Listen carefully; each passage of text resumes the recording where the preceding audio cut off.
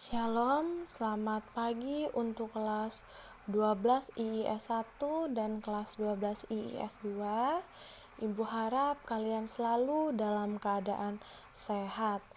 Pada minggu ini kita akan melanjutkan pelajaran kita dengan materi kertas kerja atau yang biasa juga disebut dengan neraca lajur. Kertas kerja merupakan salah satu tahap yang dilalui sebelum kita menyusun laporan keuangan. Dan data yang dibutuhkan untuk membuat kertas kerja ialah neraca saldo dan jurnal penyesuaian. Ya, langsung saja kita masuk ke dalam langkah penyusunan kertas kerja.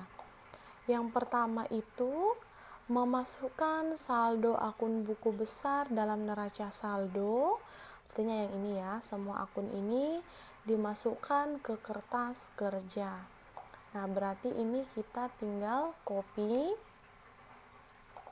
Nih ya, nama akun ke neraca saldo. Nah, itu untuk langkah pertama, jadi di copy semua ya nak ya dari neraca saldo. Nih kita masukkan ke sini. Kemudian langkah yang kedua, memasukkan ayat-ayat jurnal penyesuaian dalam kolom penyesuaian. Berarti ini ya data yang akan kita pindah, yaitu data dari penyesuaian. Kita copy.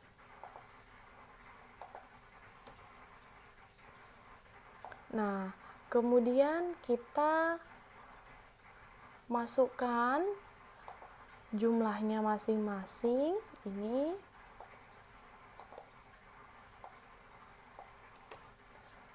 ke akun penyesuaian ya, jangan di neraca saldo lagi, tetapi sudah di kolom merah yaitu di penyesuaian. Nah, kemudian pada penyesuaian ini terdiri dari dua ya, ada yang di atas dan di bawah. Kenapa ada dua, Bu? Nah, karena yang di bawah ini adalah mencatatkan akun-akun yang tidak ada tercatat di dalam neraca saldo yang di atas. Salah satunya contohnya beban perlengkapan. Kita lihat apakah ada di sini beban perlengkapan? Nah, tidak ada. Berarti ini kita biarkan ya, tetap di sini. Kemudian perlengkapan. Ada tidak di atas? Pasti ya. Berarti ini kita pindah ke atas. Jangan lupa tempatnya adalah di sisi kredit. Nah, kemudian kalau sudah dipindahkan ke atas, berarti ini kita hapus. Kemudian beban iklan, apakah ada di sini? Tidak ada. Berarti kalau tidak ada, ini tetap kita biarkan di bawah. Kemudian utang iklan, apakah ada di atas utang iklan? Tidak ada. Berarti ini juga tetap di bawah. Sewa dibayar di muka, apakah ada di atas? Tidak ada juga. Berarti ini tetap di bawah. Beban sewa, apakah ada? Ada ya ini. Jangan lupa dia di sisi kredit.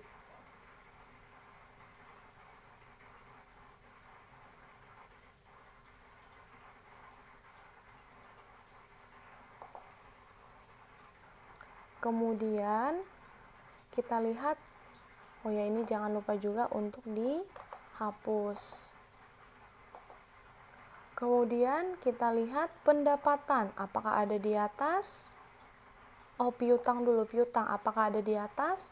Pasti ada ya. Jadi piutangnya kita pindah ke atas di sisi debit. Kemudian kita hapus lagi piutangnya. Pendapatan apakah ada di atas? Pasti. Ini kita pindah pendapatannya di sisi kredit. Kemudian dihapus. Beban penyusutan peralatan. Ada ya, ini ya. Berarti ini kita pindah ke atas. Dihapus. Nah, yang terakhir, akumulasi penyusutan peralatan. Apakah ada? Ada ya, di sisi kredit. Nah, kalau sudah sampai di sini, berarti kita sudah selesai untuk membuat jurnal penyesuaiannya. Maka langkah selanjutnya kita akan mentotal seluruhnya untuk mencek apakah sudah balance atau tidak. Nah, hasilnya 4.225. Kita total. Nah, berarti sudah benar ya, sudah balance, yaitu sebesar 4.225. Nah, kemudian kita lanjutkan yaitu ke kolom NSD. NSD adalah neraca sesudah disesuaikan.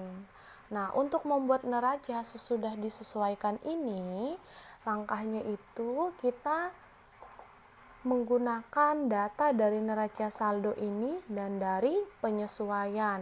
Ini sama seperti menyaldo ya, menyaldo pada buku besar. Ini kita pindah ya, debit ya. Kita lihat debit di neraca saldo, apakah ada penyesuaian?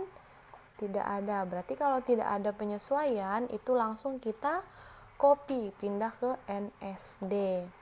Kemudian piutang. Kita lihat ada debit bertemu dengan debit, berarti di jumlah dan posisinya tetap di debit. Kemudian ada perlengkapan. Perlengkapan di sisi debit. Ya, berarti ini kita debit ketemu dengan kredit, artinya dikurang.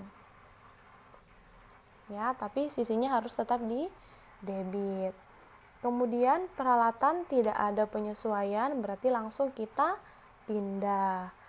Nah, kemudian ini masuk ke saldo NSD yang kredit. Berarti ini jangan lupa agar kita pindah ke sisi kredit.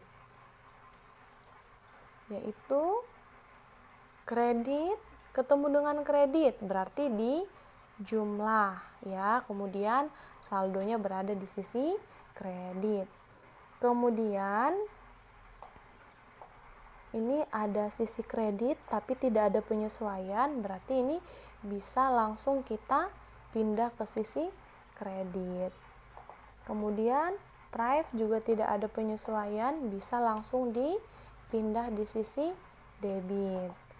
Pendapatan itu di sisi kredit ya. Nah, berarti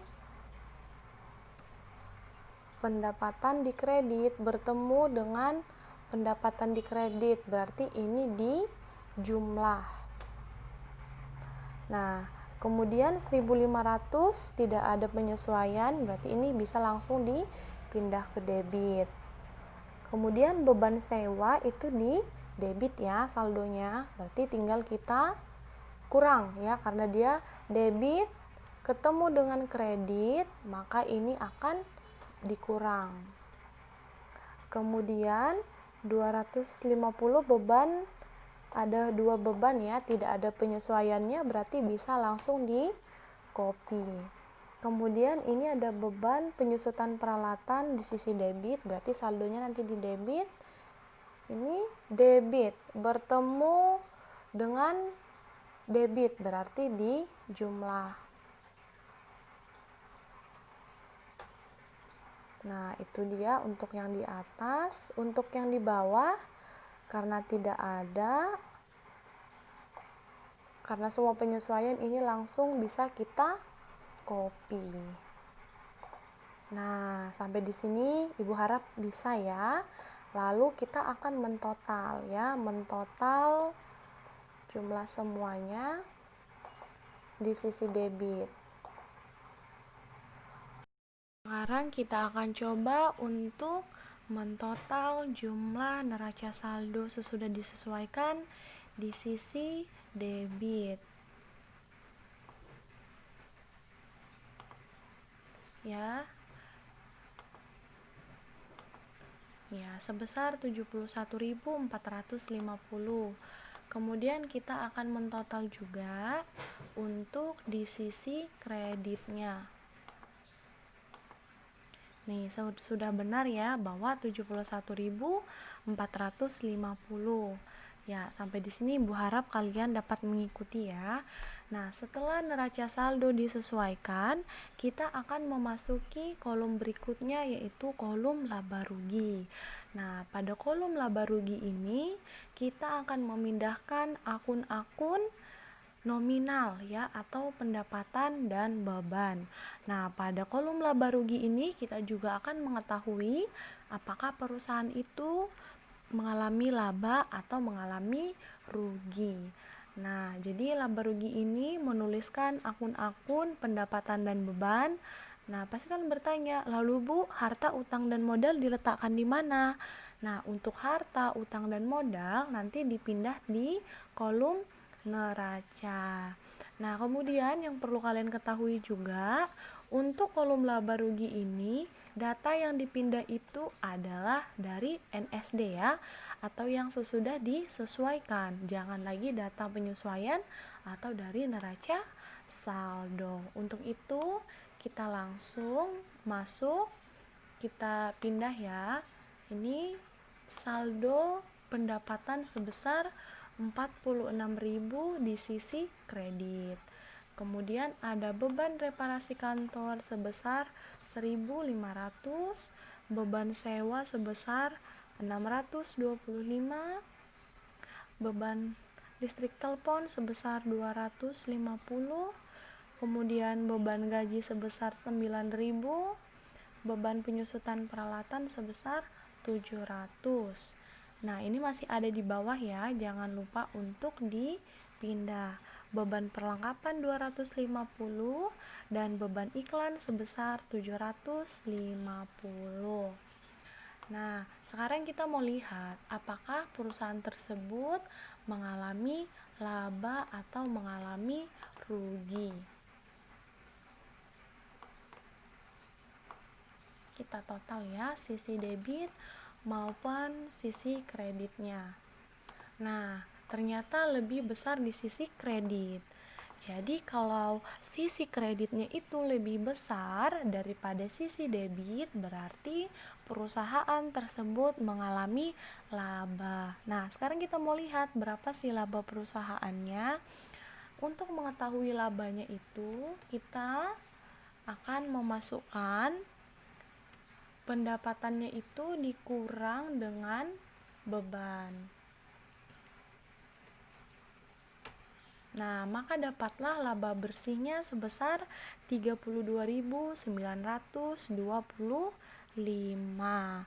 Nah, kemudian kita akan lanjut ke kolom neraca. Ya, tadi sudah Ibu sampaikan bahwa kolom neraca ini diisi dengan akun-akun harta, utang, dan modal. Nih, kita langsung kopikan saja ya, dari harta sampai dengan modal. Nah, kemudian kita jangan lupa juga yang di bawah itu ada utang iklan dan sewa dibayar di muka. Kita copy juga. Nah, kemudian kita total kembali. Untuk sisi debitnya sebesar 58.375. Nah, dan untuk sisi kreditnya itu ada sebesar 25.450. Bu, kok tidak balance? Iya, memang tidak balance ya.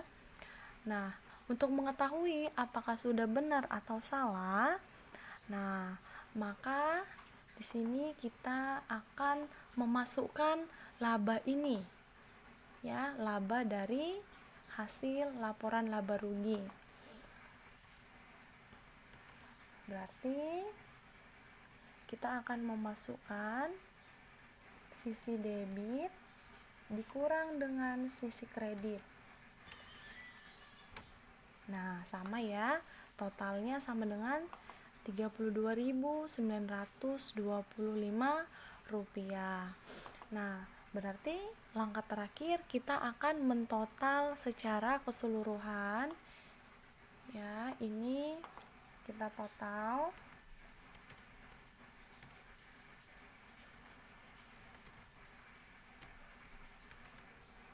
Hasilnya 46.000, berarti ini kita tinggal pindah ke bawah ya. Kemudian ini tinggal kita pindah ke bawah juga.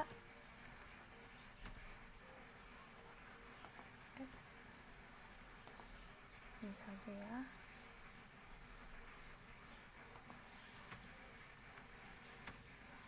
Tuh ikut ya. Ini berarti kita ketik secara manual saja. 58.375. Nah, kemudian yang dari sini juga kita total.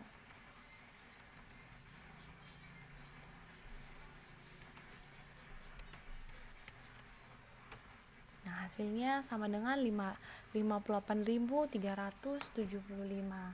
Nah, berdasarkan kertas kerja tersebut, kita mengetahui ya bahwa laba bersih dari perusahaan tersebut adalah senilai Rp32.925.000. Nah, baik sampai di sini yang dapat Ibu sampaikan kepada kalian. Semoga kalian dapat memahami ya. Sampai bertemu. Semoga apa yang dapat Ibu sampaikan hari ini dapat bermanfaat bagi kalian.